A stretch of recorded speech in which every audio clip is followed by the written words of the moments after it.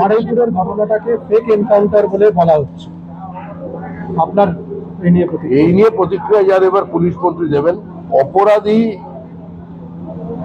কামদুনিতে যে অপরাধ হয়েছে, কি তৃণমূলের কি ভূমিকা ছিল? অপরাধীকে কেউ বাঁচাতে পারবে না।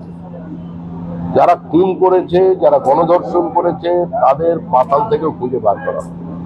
আর কেউ এই ধরনের অপরাধ করলে বিহার থেকে শুটার নিয়ে এলে, উত্তরপ্রদেশ থেকে শুটার নিয়ে এলে, বলেন যে বিহারের নিয়ে এসে যে একটা চালু হয়েছিল এখানে, এই ঘটনার বলি অনেকেই হয়েছে।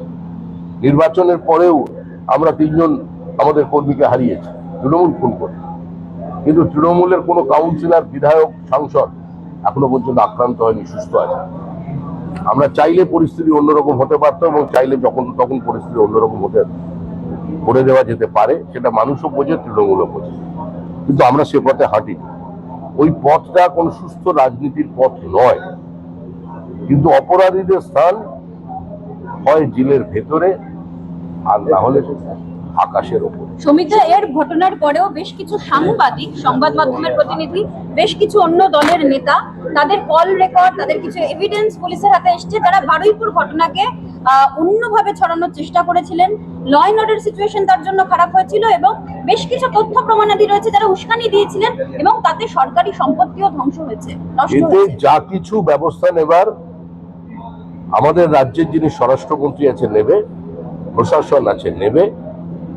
দল, আমি দলের কথা বলতে পারি, সরকারের কথা নয়।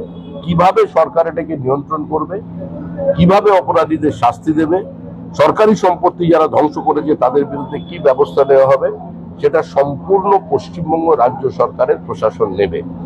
আমরা দলগতভাবে এই ধরনের রাজনীতিকে ঘৃণা করি।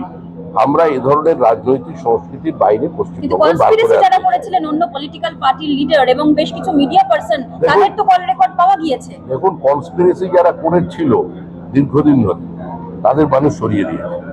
অবশিষ্ট 2-4টে ছিটে ফোটা তো থাকবেই, সম্পূর্ণ তো সাফ করা যাবে না। তৃণমূলই আছে, কেউ মনে করছেন, কেউ মনে করছেন নির্মূল হয়ে গেছে, কেউ ভিতরে ভিতরে যোগাযোগ চালাচ্ছে। এগুলো চলবে, এগুলো চলবে। কিছু লোকেরও থাকে, সরকার যতটা পারার করবে।